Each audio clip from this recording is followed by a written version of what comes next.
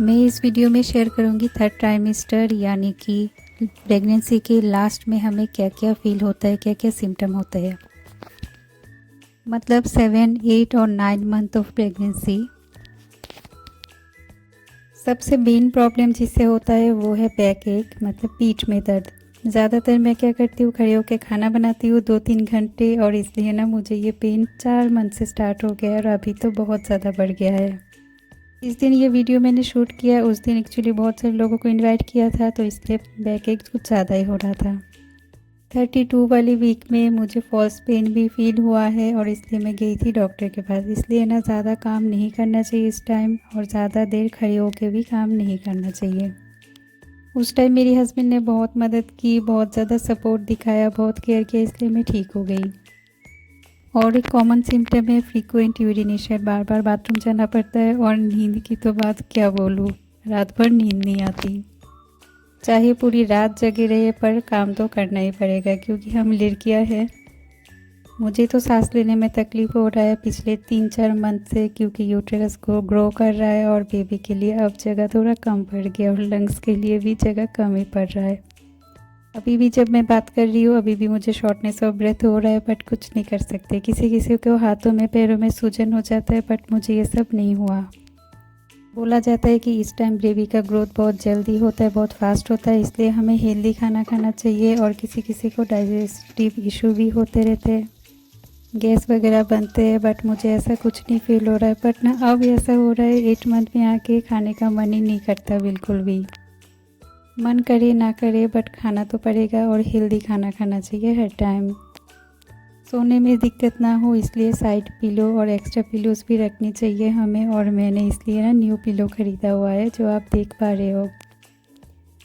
Pregnancy की starting से लेके अब तक ना, मतलब लास्ट मंथ तक 10 से 15 केजी वज़न बढ़ना चाहिए, बट मुझे अभी 10 किलो ही बढ़ा है।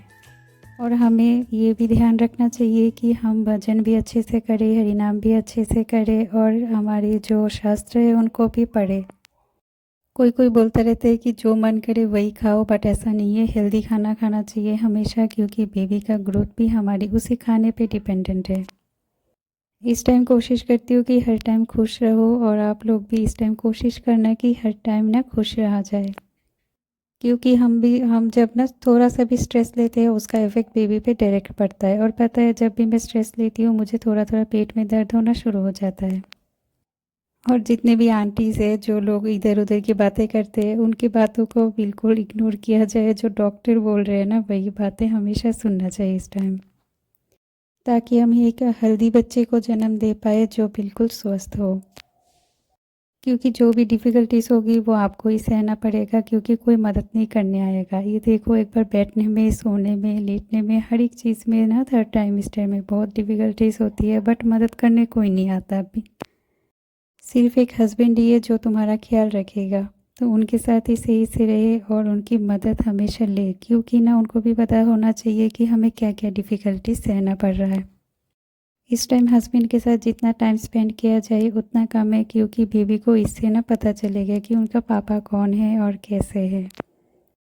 मैं तो जब भी उनके साथ रहती हूँ तो मुझे टेंशन थोड़ा सा कम रहता है, इसलिए मैं उनके साथ रहना ही हमेशा पसंद करती हूँ। और ज़्यादातर कोशिश किया जाए कि जब हम लेटते हैं ना, तब लेफ़्ट साइड में ही लेटें।